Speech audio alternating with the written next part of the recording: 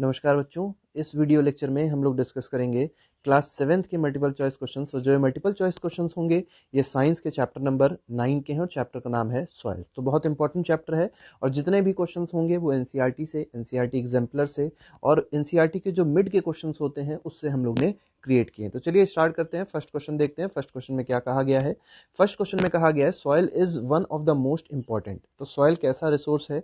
क्या ये natural resource है, क्या ये आर्टिफिशियल रिसोर्स है, कि ये मैन मेड रिसोर्स है? तो आपको पता होगा कि सॉइल कैसा रिसोर्स है।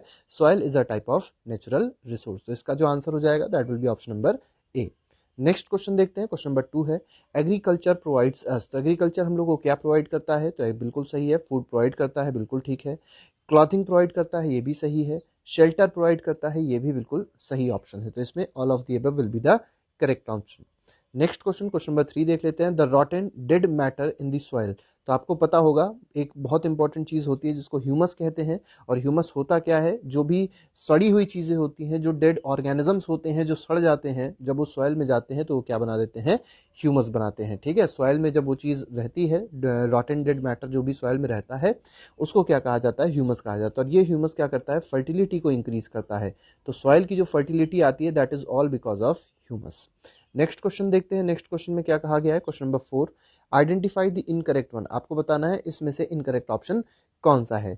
Polythene bags and plastics pollute the soil. तो बिल्कुल सही है। They also kill the organisms living in the soil.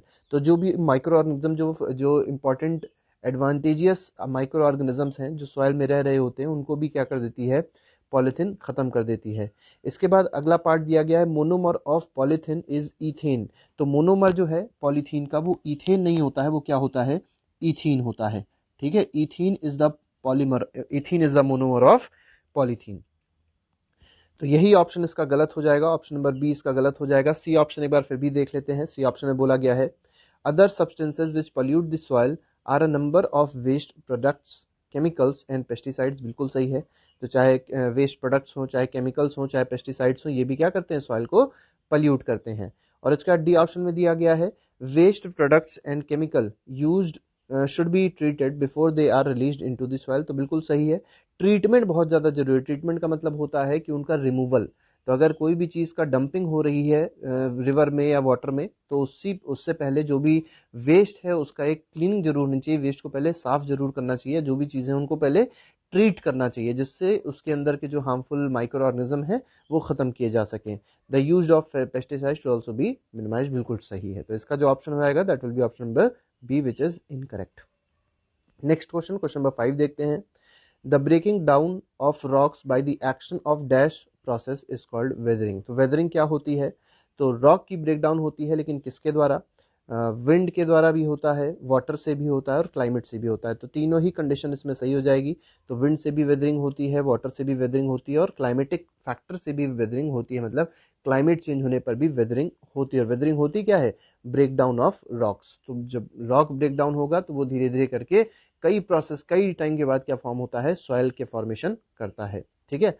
Next question में कहा गया है, क्वेश्चन नंबर 6 है the nature of any soil depends upon the rocks from which it has been formed and the type of vegetation that grows in it. ये बिल्कुल सही है। देखिए, जो सॉइल का नेचर होगा वो किस पे डिपेंड करेगा?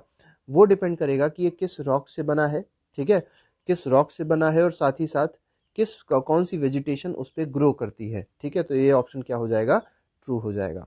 नेक्स्ट क्वेश्चन, क्वेश्चन नंबर 7 देखते हैं। क्वेश्चन नंबर 7 में कहा गया है a vertical section through different layers of the soil is called.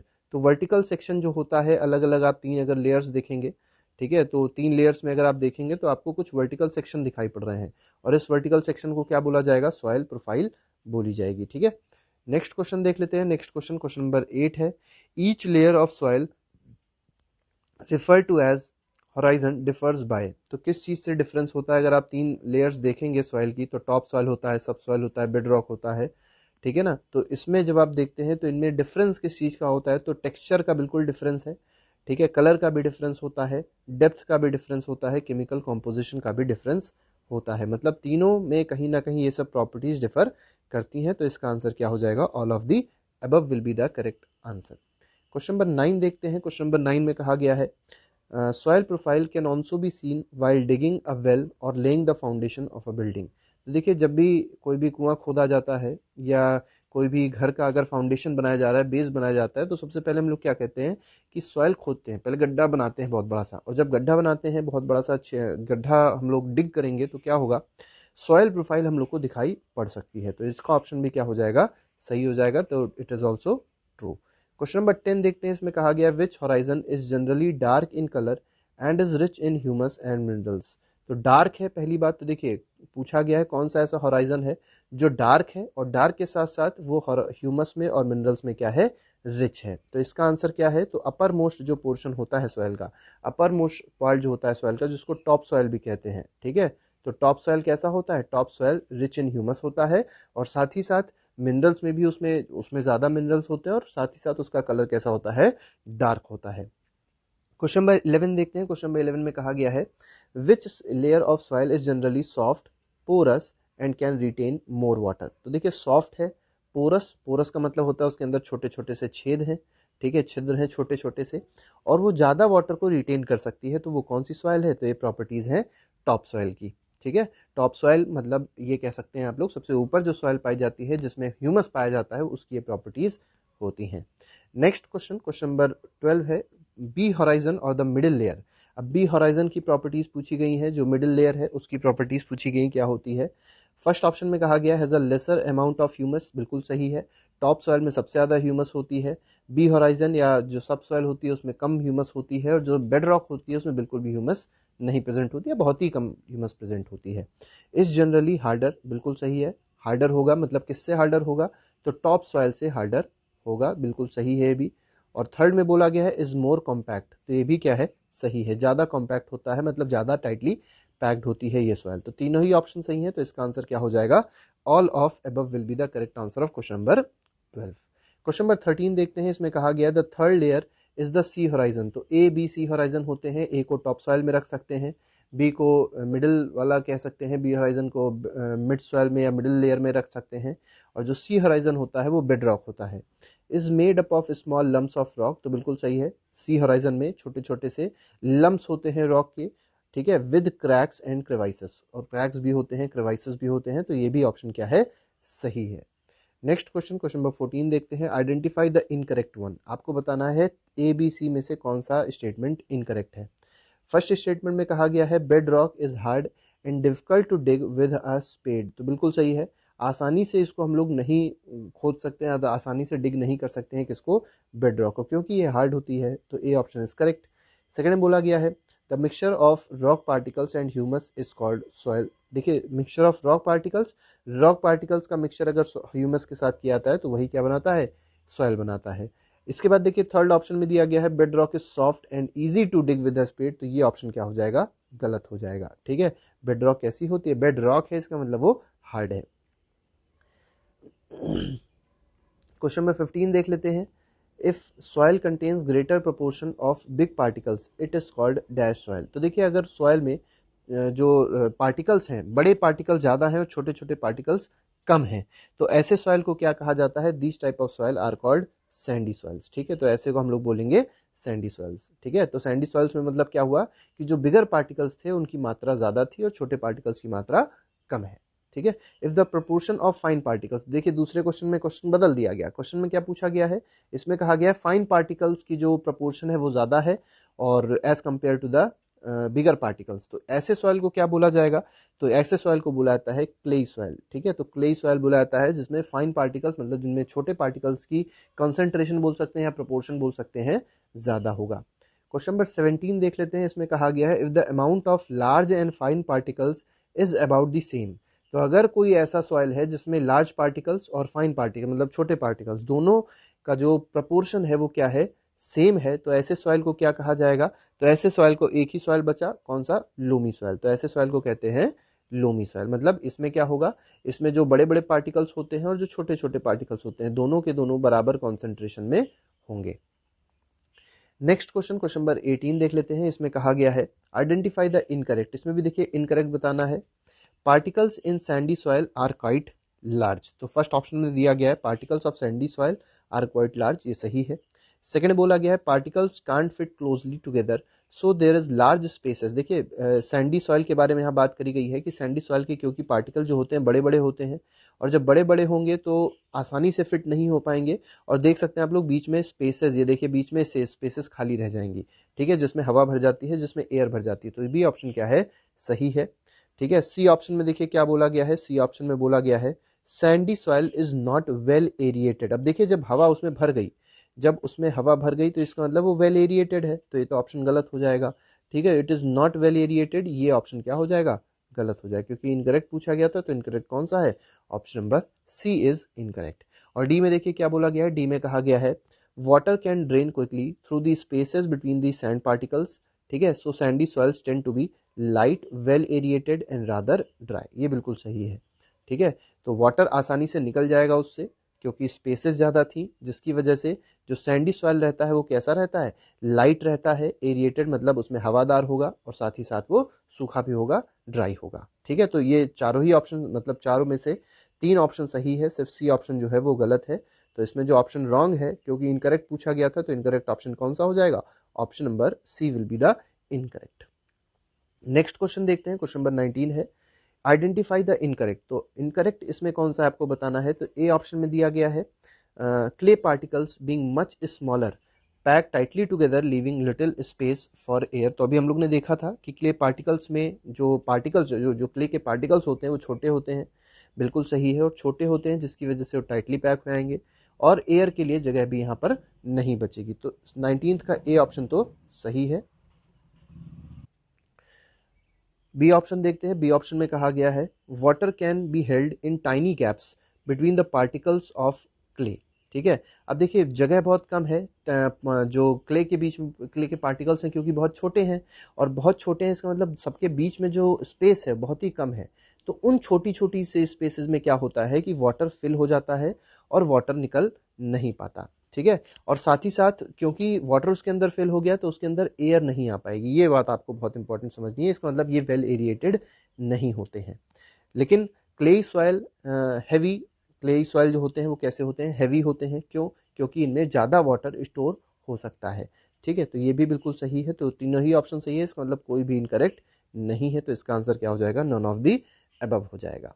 Next question देखते हैं, क्वेश्चन नंबर 20 है the best top soil for growing plant is loamy soil. अब देखिए जो सबसे अच्छा टॉप सॉइल होता है प्लांट को ग्रो करने के लिए वो कौन सा सॉइल होता है, लोमी सॉइल होता है।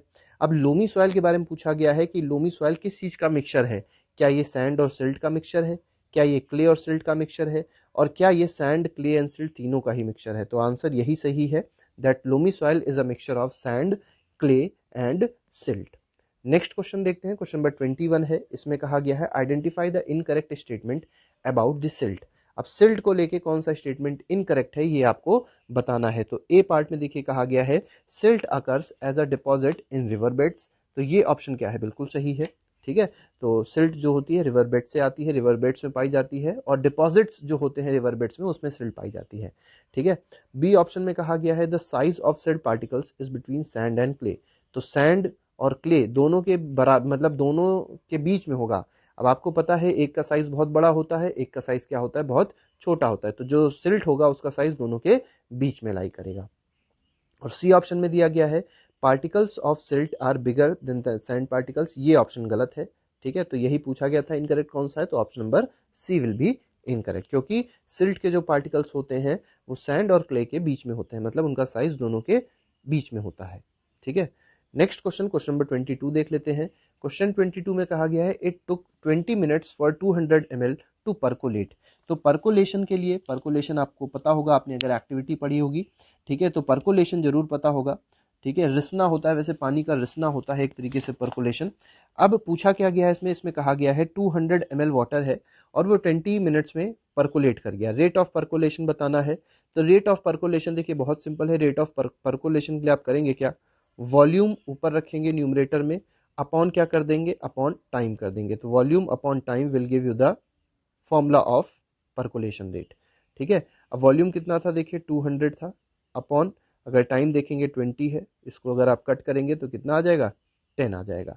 अब देखिए वॉल्यूम की यूनिट क्या है, वॉल्यूम की यूनिट है ml, और टाइम की यूनिट क्या है, मिनट है, तो इसकी यूनिट क्या हो जाएगी, ml पर मिनट हो जाएगी, ml पर minute will be the unit of percolation rate. तो 10 ml per minute, that is option number C is correct of question number 22. Next question देख लेते हैं, क्वेश्चन नंबर 23 है, आइडेंटिफाई द इनकरेक्ट वन। आपको बताना है इसमें से कौन सा इनकरेक्ट है। फर्स्ट ऑप्शन में दिया गया है percolation rate of water is different in different type of soil, बिल्कुल सही है। ठीक है, तो अलग अलग सॉइल में अलग अलग परकोलेशन रेट होता है, किसी में परकोलेशन रेट कम होता है, किसी में परकोलेशन रेट ज्यादा होता है।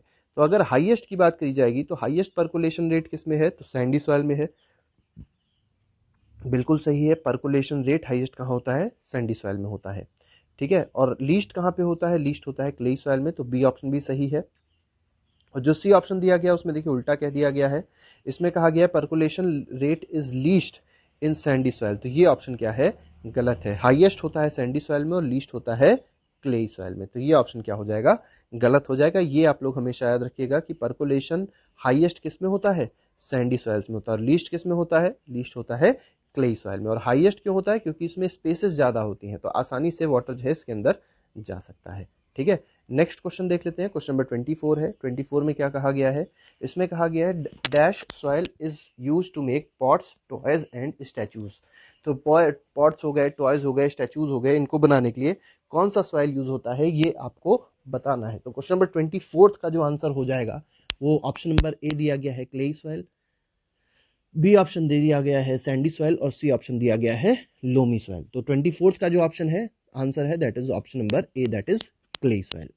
Next question, question number 25, soil is affected by wind, rainfall, temperature, light and humidity. तो क्या सॉइल का इफेक्ट इन तीनों पे होता है, क्या सॉइल तीनों से इफेक्टेड होता है, बिल्कुल सही है। सॉइल विंड से भी विंड से भी सॉइल में कहीं ना कहीं कोई चेंजेस आते हैं, रेनफॉल से भी आते हैं, टेम्परेचर से भी आते हैं, लाइट से भी आते हैं और ह्यूमिडिटी से भी आते हैं। तो all are correct, that is option number true, A true is correct answer. Next question, question number 25 देख लेते हैं। क्वेश्चन नंबर 25 में कहा गया है which soil is suitable for growing cereals like wheat, gram, because they are good at retaining water. तो आपको बताना है कि किस सॉइल में व्हीट और ग्राम ज़्यादा फिट होता है, ज़्यादा एसेंशियल होता है, ज़्यादा सुटेबल होता है बोना। ठीक है, और क्यों ऐसा होता है, क्योंकि ये वाटर को रिटेन करने की प्रॉपर्टी इन सॉइल के पास ज़्यादा होती है। तो क्वेश्चन नंबर 26 में जो सॉइल की बात करी गई है वो कैसे सॉइल की बात करी गई है यहाँ पे, तो that soil is clayey soil और लोमी सॉइल, दोनों में ही ये प्रॉपर्टी पाई जाती है, तो इसका आंसर हो जाएगा clayey and loamy. Sandy soil में प्रॉपर्टी नहीं पाई जाती है, क्योंकि सैंडी सॉइल जो है उसके पार्टिकल्स बड़े होते हैं, तो पानी जितना भी उसके अंदर जाता है वो निकल जाता है, वेल एरिएटेड होता है क्योंकि वो। ठीक है, तो 26 का ऑप्शन रहेगा option number C is correct. Question number 27 देख लेते हैं, आइडेंटिफाई द करेक्ट वन। आपको बताना है कौन सा करेक्ट है। फॉर पैडी, पैडी के लिए अगर देखी जाए, पैडी के लिए अगर बात करी जाए, soils rich in clay and organic matter and having a good capacity to retain water are ideal. तो बिल्कुल सही है, पैडी मतलब धान होता है, तो धान की खेती के लिए जो भी सॉइल होना चाहिए वो कैसा होना चाहिए, वो क्ले मतलब क्ले में रिच होना चाहिए, ऑर्गेनिक मैटर उसमें ज़्यादा होना चाहिए मतलब ह्यूमस ज़्यादा होना चाहिए, और साथ ही साथ वाटर को रिटेन करने की प्रॉपर्टी उसके पास अच्छी होनी चाहिए, क्योंकि पैडी के लिए वाटर बहुत ज़्यादा एसेंशियल होता है, वाटर का होना बहुत ज़्यादा एसेंशियल है पैडी की ग्रोथ के लिए। ठीक है, नेक्स्ट पार्ट देखिए बोला गया है, पार्ट बी है, पॉइंट बी में क्या कहा गया है, फॉर लेंटल्स। अब जब दाल वाल की बात करते हैं, मसूर की दाल हो गई या कोई और पल्सेस हैं उनकी अगर बात करी जाए, तो उनके लिए लोमी सॉइल बहुत इंपॉर्टेंट है। और लोमी सॉइल की प्रॉपर्टी क्या है कि वो वाटर को ईजिली ड्रेन कर देता है। ठीक है, तो वाटर को ईजिली ड्रेन कर देगा, इसलिए लोमी सॉइल बहुत ज़्यादा यूजफुल होता है और वही सुटेबल होता है किसके लिए, पल्सेस को ग्रो करने के लिए। सी पार्ट में क्या कहा गया है, सी पार्ट में कहा गया है फॉर कॉटन, सैंडी लोम और लोम। तो कॉटन के लिए सैंडी लोम, लोम जो है वो क्या करती हैं, वाटर को इजिली ड्रेन कर देती हैं, तो हम लोग कॉटन के लिए भी सैंडी लोम और लोम को यूज कर सकते हैं। ठीक है, कॉटन ग्रो करने के लिए। और आपको पता होगा कॉटन मेनली डेक्कन प्लेट्यू में हो गया या डेक्कन ट्रैप में हो गया, वहाँ ज़्यादा ग्रो करी जाती है, जैसे महाराष्ट्र का रीजन है, वहाँ पर ब्लैक सॉयल पाई जाती है और वही ब्लैक सॉयल में कॉटन ग्रो करती है।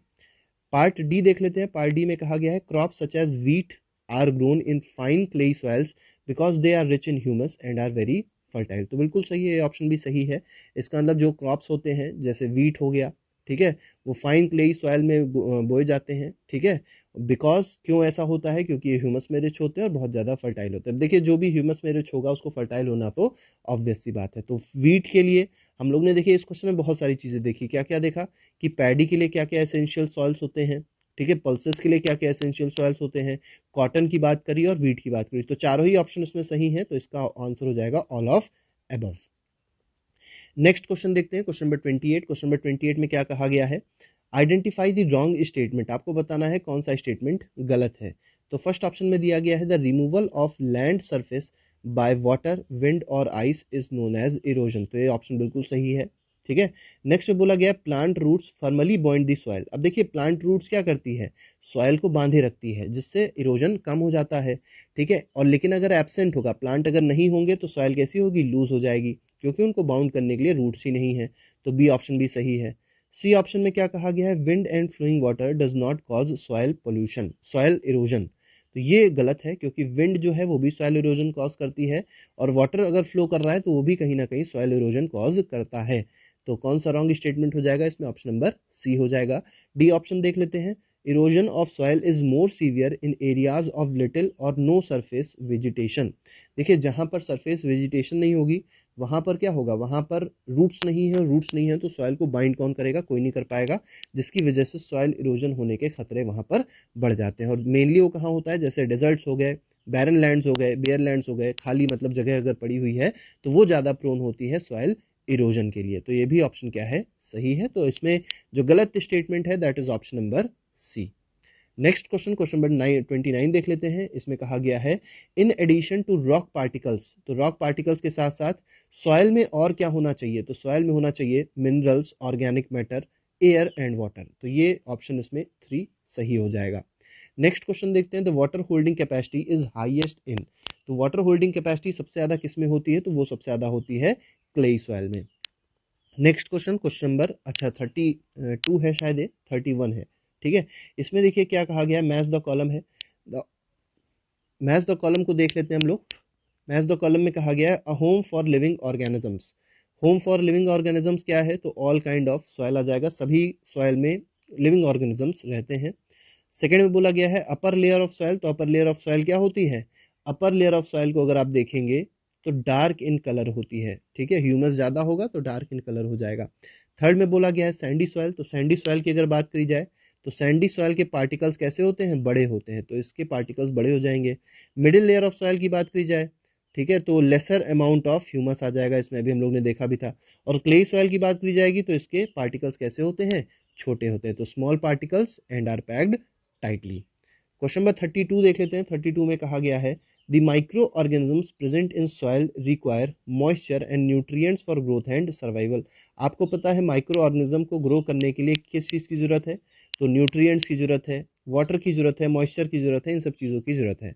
Choose from the option below the habitat place where the soil has plenty of water and nutrients. तो आपको बताना है कहां पर ऐसा होता है, इन जो 4 ऑप्शन दिए गए हैं इन 4 ऑप्शन में आपको बताना है कि किस जगह पर ऐसा होगा जहां पर सॉइल में वाटर और न्यूट्रिएंट्स बहुत ज्यादा प्रेजेंट होते हैं। तो डेजर्ट में नहीं होते, फॉरेस्ट में होते हैं। तो इसका आंसर क्या हो जाएगा, ऑप्शन नंबर बी हो जाएगा। नेक्स्ट क्वेश्चन, क्वेश्चन नंबर 33 है availability of water and minerals in the soil for maximum absorption by roots is in the. देखिए अवेलेबिलिटी ऑफ वाटर सबसे ज्यादा कहां पे होती है, ठीक है, मिनरल्स की अवेलेबिलिटी सबसे ज्यादा कहां पर होती है पूछा गया है, तो आपको पता है सबसे ज्यादा कहां पर होगी, ए होराइजन में होगी, मतलब टॉप सॉइल में होगी।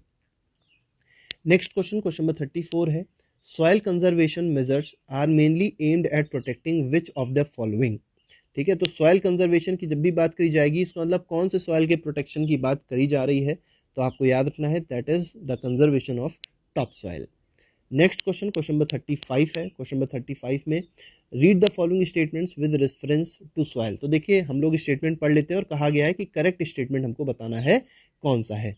तो weathering is a very fast process, ये बिल्कुल गलत है, वेदरिंग स्लो प्रोसेस होता है, ठीक है, सॉइल फॉर्मेशन के लिए वेदरिंग यूज होती है, वेदरिंग प्रोसेस यूज होता है, वेदरिंग प्रोसेस होती है, ठीक है, नेचुरल प्रोसेस है, और एक ऐसा प्रोसेस है स्लो प्रोसेस है।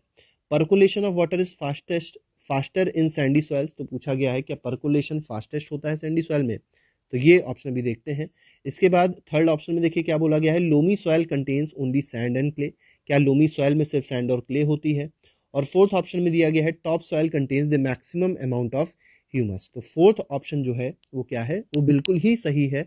और 35th अगर आप देखेंगे तो इसमें सेकंड ऑप्शन भी जो था जिसमें पर्कुलेशन वाटर के दिए हुए था सबसे ज्यादा किस में होता है, सैंडी सॉइल में होता है। तो सेकंड ऑप्शन हो गया और फोर्थ ऑप्शन हो गया, ये दोनों ऑप्शन क्या है, बिल्कुल सही है। तो इसका ऑप्शन नंबर ए सही हो जाएगा क्वेश्चन नंबर 35 का।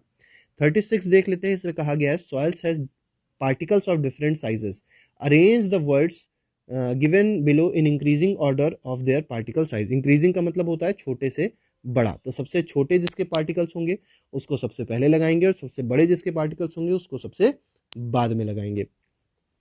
ठीक है, तो सबसे छोटे पार्टिकल्स किसके होते हैं, तो सबसे छोटे पार्टिकल्स क्ले के हो जाएंगे, तो सबसे पहले पे आ जाएगा। दूसरे नंबर पे जो पार्टिकल साइज है वो सिल्ट का होता है, क्योंकि हमने बताया था सिल्ट के पार्टिकल साइज सैंड और क्ले के बीच में होते हैं। थर्ड पे क्या आ जाएगा, थर्ड पे सैंड आ जाएगा। फोर्थ पे क्या आ जाएगा, फोर्थ पे ग्रेवल आ जाएगा। और सबसे बड़े पार्टिकल्स किसके होते हैं, रॉक्स के होते हैं। ठीक है, तो सबसे देखिए इंक्रीजिंग बोला गया, इंक्रीजिंग का मतलब क्या होता है, छोटे से बड़ा। तो सबसे छोटे पार्टिकल्स किसके हैं, क्ले के हैं। उससे बड़े पार्टिकल्स किसके हैं, सिल्ट के हैं। उससे बड़े पार्टिकल्स किसके हैं, सैंड के हैं। उससे बड़े पार्टिकल्स ग्रेवल के, और सबसे बड़े पार्टिकल्स किसके होते हैं, रॉक्स के होते हैं। ठीक है, नेक्स्ट क्वेश्चन, क्वेश्चन नंबर 37 देख लेते हैं। The components of loamy soil are. अच्छा, पिछले उसमें देखा था अभी हम लोग ने क्वेश्चन में कि लोमी सॉइल में सिर्फ दो ही कंपोनेंट दिए गए थे, लेकिन लोमी सॉइल में कितने कंपोनेंट्स होते हैं, तीन कंपोनेंट्स होते हैं। कौन कौन से, सैंड, सिल्ट, ठीक है, और क्या होता है, क्ले होता है। सैंड, सिल्ट एंड क्ले, ये तीन कंपोनेंट्स होते हैं किसमें, लोमी सॉइल में।